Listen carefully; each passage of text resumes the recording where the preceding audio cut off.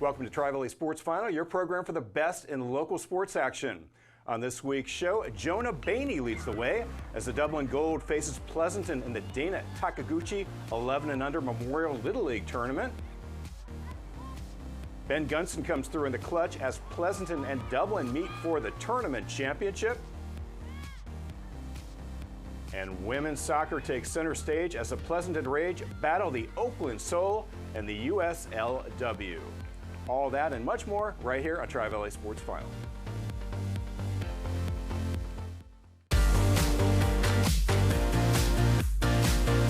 Welcome back to Tri-Valley Sports Final. I'm Ian Bartholomew. On this week's show, we'll have a pair of close Little League battles as Dublin faces Pleasanton in the Dana Takaguchi 11 and Under Memorial Little League Tournament. We'll also see the Pleasanton Rage USLW team as they take on the Oakland Soul. And to get us started with Little League, it's my co-host, Tim Sprani. Great. Thank you, Ian. And yes, the Dana Takaguchi 11 and Under Memorial Little League Tournament was created to honor the former Dublin player and District 57 umpire who passed away after suffering a severe concussion while umpiring a Little League Softball World Series game.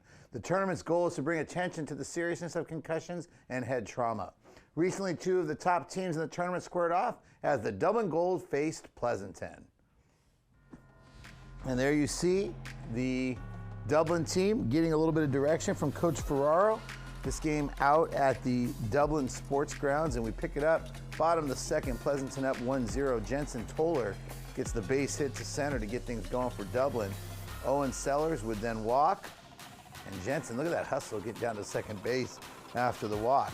Then Cristana Ramirez walks, so the bases are loaded for Jonah Bainey, who gets the base hit right up the middle. Toller and Sellers would score, and Dublin would grab a 2-1 lead as we head into the top of the third inning. For Pleasanton, we see Johnny Steinbach. He gets things going with a single to center.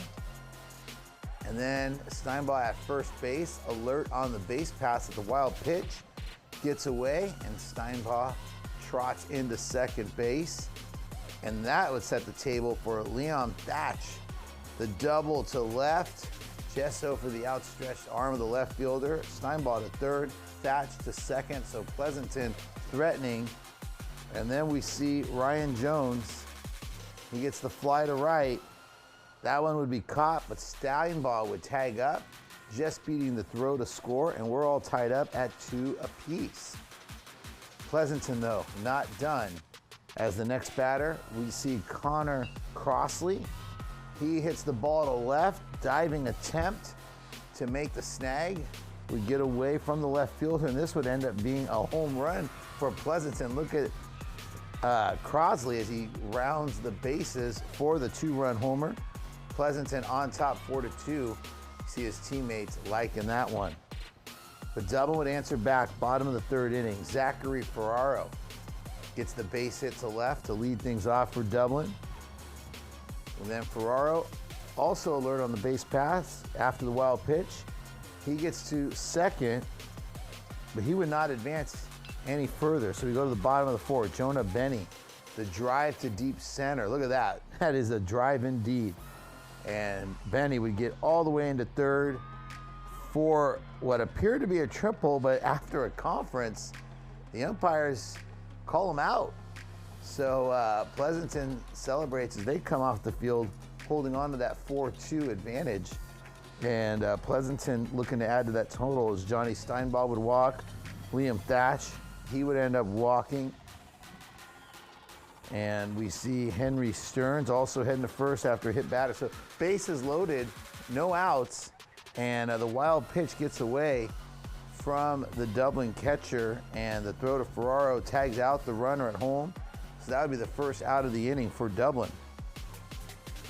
Pleasanton, though, still threatening. Look at this infield single, and runner pulls up at third, but everyone would be safe. So the bases are loaded again. And this time we see the grounder to short. 6-2 put out. Nice heads up play by the shortstop, Benny to Cavanagh for out number 2 at home. And then Dublin remarkably would escape the grounder to third. And here we see the 5-4 put out. Toller to Grant Donnellan for out number 3. So Dublin, despite having the bases loaded against them, gets out of the inning unscathed. Now we go to the bottom of the 5th, looking to rally. Grant Donnellan would lead things off with a walk. And then we see, though, Pleasanton, excellent defense, the great running catch by Johnny Steinbaugh, robbing Jackson Lemo of a base hit. Dublin still looking to threaten. Zachary Ferraro gets the base hit to shallow left field, so the runners are on. Next up would be Benji Lewis. He would get that one just over the outstretched arms of the infielder. So the bases are loaded for Dublin. And this is where you see the heads-up play by Grant Donnellan at third base. Wild pitch. He races home to score just under the tag. Dublin narrows its deficit to 4-3. So the drama would build, and Dublin now the grounder to third. Steinbaugh steps on the bag for the out, but Ferraro would end up scoring. So now we're all tied up at 4 apiece. Ferraro likes that. He's excited. And Jensen Toller with the base hit to center.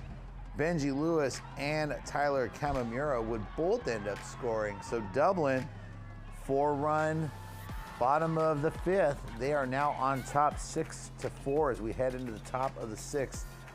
Tanner Yu grounding the second, but he would still end up reaching base. Nice job getting down the line by Tanner. Next we see Blake Hall, grounder to third, but everybody reaches safely. So Pleasanton, they are not going to go down quietly. Johnny Steinbaugh drawing the walk, and that would set things up for Liam Thatch, who would be the next batter. Here you see him getting the base hit to left. Tanner would end up scoring. So Pleasanton still threatening. They would not be able to come all the way back as the 4-6 put out to end the game for Dublin. And there you see Dublin celebrating. They're excited. They come away with the 7-5 victory on their home field. You see the final score there. Dublin rallies 5 runs total in the 5th inning, and they hold on for the win. Afterwards, manager Nick Ferraro said he was pleased with his team's performance. It was a grinded out game today. I challenged them, we've had some tough, close losses throughout the season, and I challenged them if we go down, all I want is to just battle back and stay in the game, and they completely did that. We had a big inning, a 5-run inning when we needed it the most, and we needed a gritty win, and we got one today, so I was really happy about that. So that was a really nice comeback for Dublin as they end up getting away with the win. Yeah, actually a great comeback, and this team really has some championship pedigree. Last year, a lot of this team as 10-year-olds won District 57, they won Section 3, and they advanced all the way to the finals of the NorCal tournament. So, and they're also coming off a victory in the Wood Bat tournament up in Bollinger the week before. So a lot of championship caliber players on this team. Yeah, and we see that a lot of times. It's a lot of times the experience of the guys playing together. They get that confidence. They get some wins. They stick together. We've seen it in a lot of sports over the years. Now we're seeing it with Dublin Little League Baseball, and we'll look forward to covering them for years to come. Yep, and that's going to do it for this game. Up next, we'll have the rematch as Dublin takes on Pleasanton for the tournament title. Plus, we'll get you caught up on some of the other local Little League baseball and softball results.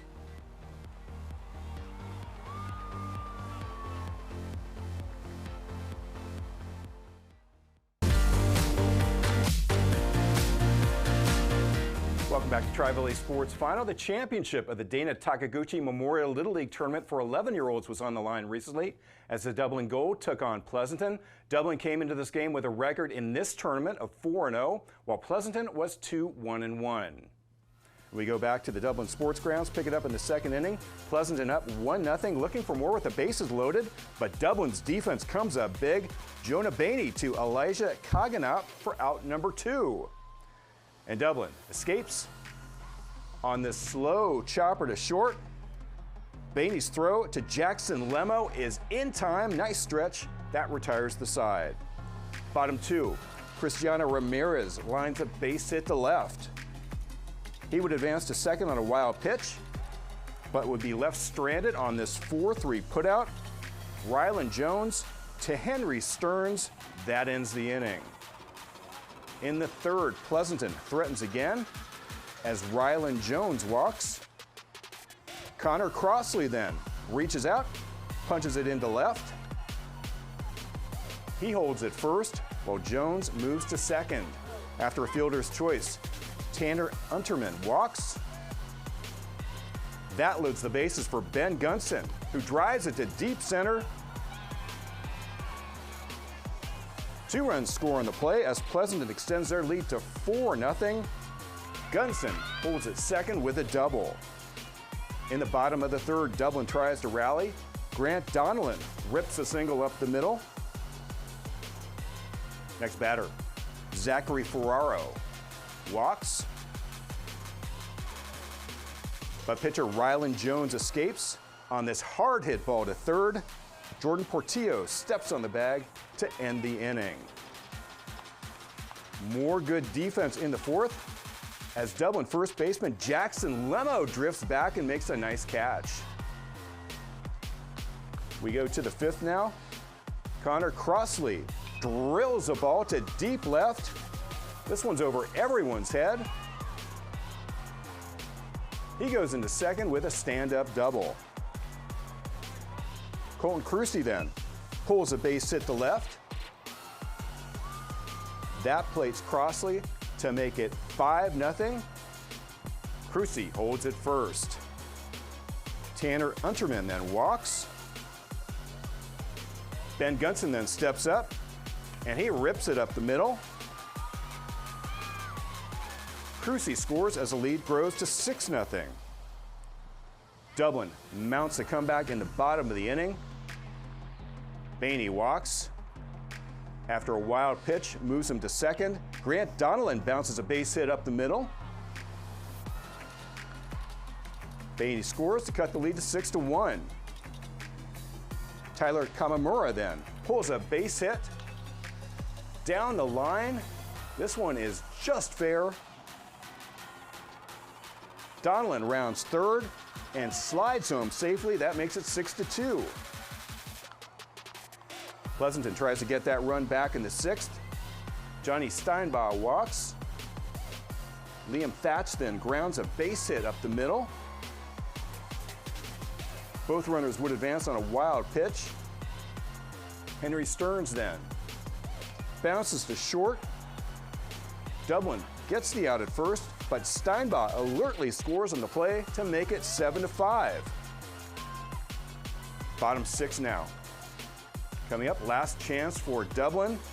Elijah Kaganoff walks. Hockey Lee also draws a free pass. 2 on for Bainey, who crushes it to deep left. This ball is halfway to the freeway. Kaganoff and Lee score, followed closely behind by Bainey. The 3-run home run cuts the Pleasanton lead to 7-5. But pitcher Johnny Steinbaugh bears down, gets the final out on the K. That seals it as Pleasanton holds on to win the championship 7-5. They celebrate. Both teams receive their medals. Dublin first, then the Pleasanton All-Stars. Congratulations to both teams on a great tournament and a great job. And there you see the final score as Pleasanton holds on for the win. So a pair of tight games between these two squads and a really excellent pair of teams. Yeah, Pleasanton did a great job. They jumped out to the big lead here. They jumped out to the lead in the first game as well. And credit to Dublin, comebacks in both games. Were able to overcome in the first, just came up a little short in the second one. Yeah, and we're going to be able to see this team, both these teams next year as major all-stars as well as Granada, so that should be exciting. All three of those teams, any one of those, I legitimately think can make a deep run out of District 57. Yep. And we have a few other local Little League scores. In the intermediate division, Livermore advanced all the way to the United States Championship game, but fell to eventual World Series champion East Bank Little League of Kenner, Louisiana, 3-1. Livermore finished the World Series with a record of 3-2. Their only loss is coming to East Bank, the Southwest Division champion.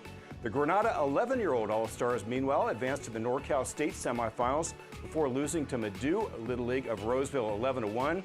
And the Dublin Little League Major Softball team advanced to the West Regional Tournament Championship game in San Bernardino, but fell to Wilcox Little League of Arizona 5-0. Dublin finished with a record of 3-2 in the tournament, so Great job by our local teams and really deep runs in these tournaments. No doubt about that. And it's exciting for the Tri-Valley when Livermore hosts the Intermediate World Series every year. But it's even more exciting when one of our local teams plays for the championship.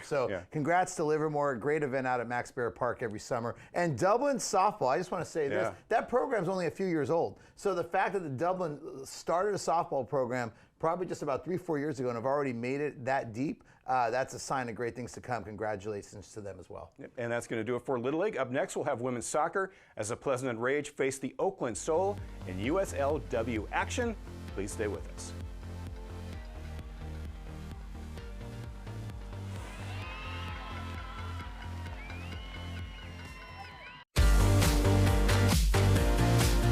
Welcome back to Tri-Valley Sports Final.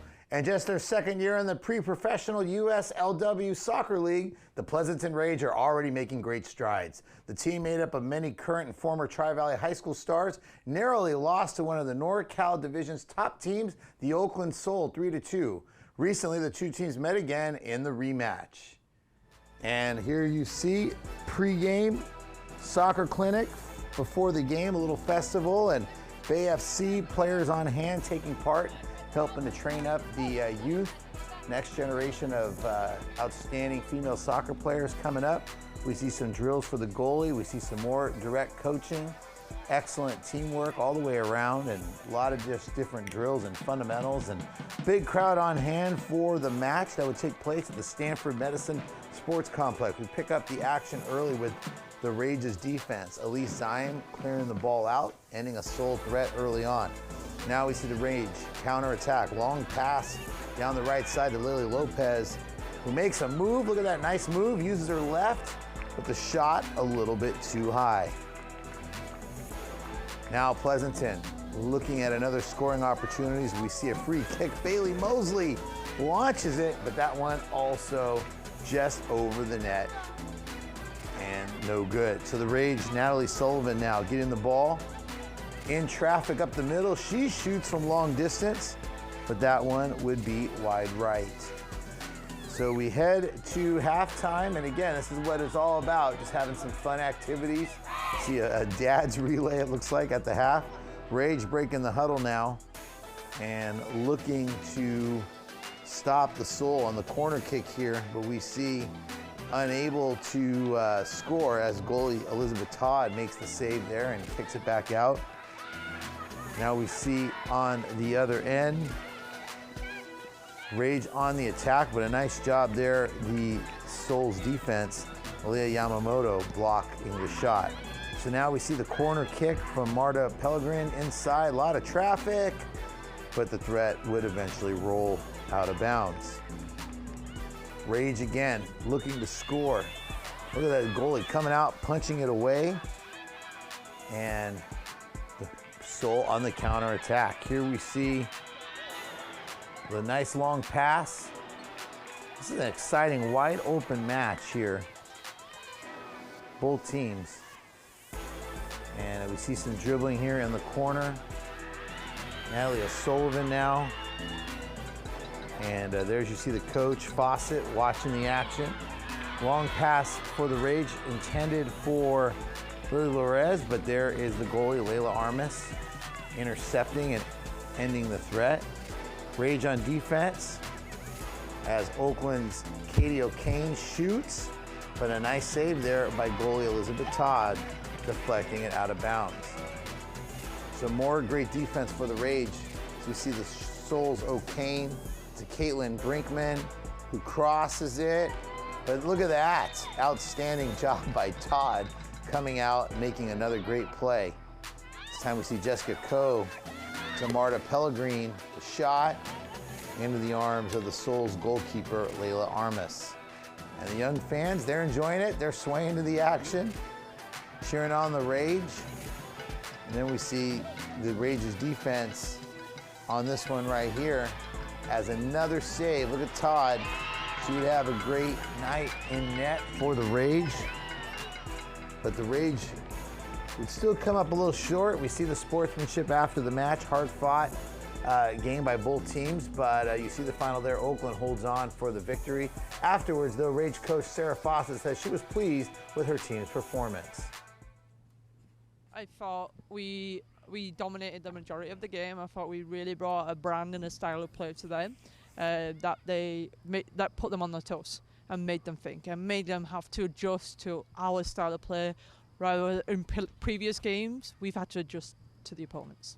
We played very, very well, and we could have easily stayed out 1-0. We just had an unlucky moment in the first half where we went down to 10 players due to an injury, and that's when they capitalized.